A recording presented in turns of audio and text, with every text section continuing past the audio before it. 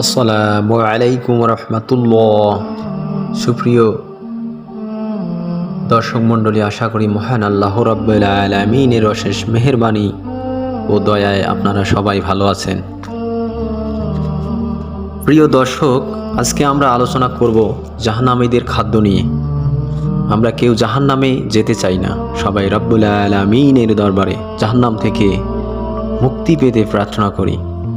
রাসূলে পাক সাল্লাল্লাহু আলাইহি ওয়াসাল্লাম বলেন, অন্তর থেকে কেউ যদি বলে, হে আল্লাহ, আমি জাহান্নাম থেকে মুক্তি চাই, 3 বার বলার পর তার জন্য জাহান্নাম হারাম হয়ে যায়। প্রিয় বন্ধুরা, আমরা প্রতিনিয়ত সালাত শেষে আমরা আল্লাহ পাক রব্বুল আলামিনের কাছে জাহান্নাম থেকে পানাহ চাইব। সুতরাং ভিডিওটি না টেনে শেষ পর্যন্ত দেখার অনুরোধ করছি, কারণ জাহান্নামের খাদ্য সম্পর্কে যদি আপনি জানেন, তবে আপনি জাহান্নাম থেকে মুক্তি পাওয়ার প্রয়োজনীয়তা অন্তরে এবং কলবে অনুভব করবেন এবং গুনাহ থেকে দূরে থাকতে পারবেন। যারা আল্লাহর বিধানকে অমান্য করেছে, যারা আল্লাহকে অস্বীকার করেছে, তাদের শাস্তি প্রদান করার জন্যই এই জাহান্নামের সৃষ্টি। জাহান্নামীদের খাবার ও পানি সবই হচ্ছে জাহান্নামীদের শাস্তির অংশ। জাহান্নাম সবসময় চলমান, কখনো দুর্বল হয় না, কখনো জাহান্নামের আগুন নির্ভয় না। যারা জাহান্নামী তাদের আযাব স্থায়ী, তারা সেখান থেকে সাহায্য চাইবে কিন্তু কেউ সাহায্য করতে আসবে না। জাহান্নামীদের এত কঠিন আযাব দেওয়া হবে, আযাবে যন্ত্রণায় চিৎকার করবে এবং কাঁদতে থাকবে এবং খাবার ও পানি চাইবে। তখন তাদের সামনে জাক্কুম দুর্গন্ধ কাঁটাযুক্ত খাদ্য হিসাবে জাহান্নামীদের দেওয়া হবে।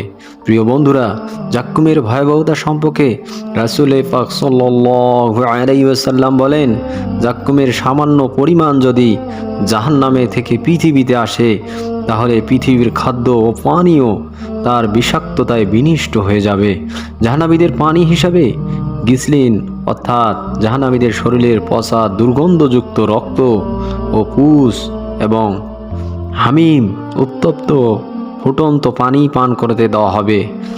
পানি পান করার সাথে সাথেই নাড়ি ভুড়ি গলে পায়খানা রাস্তা দিয়ে বের হয়ে যাবে। সাদিদ, পরকালের কাফেরদের স্থায়ী ঠিকানা হবে জাহান্নাম। এতে তারা অনন্তকাল জ্বলতে থাকবে। তাদের দেহ থেকে গোস্ত চামড়া গলিত হয়ে গড়িয়ে পড়বে, সেটাও অত্যন্ত দুর্গন্ধ ও ঘন হবে। এই দুর্গন্ধ পুষকে সাদিদ বলা হয়।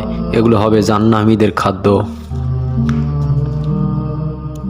এই প্রসঙ্গে আল্লাহ পাক রব্বুল আলামিন বলেন, তাদের প্রত্যেকের জন্য পরিণাম জাহান্নাম করেছেন এবং পান করানো হবে গলিত পুষ, যা তারা খাওয়ার পরে মৃত্যুর যন্ত্রণা অনুভব করবে, কিন্তু তাদের মৃত্যু ঘটবে না এবং এরপর কঠোর শাস্তি ভোগ করতে হবে।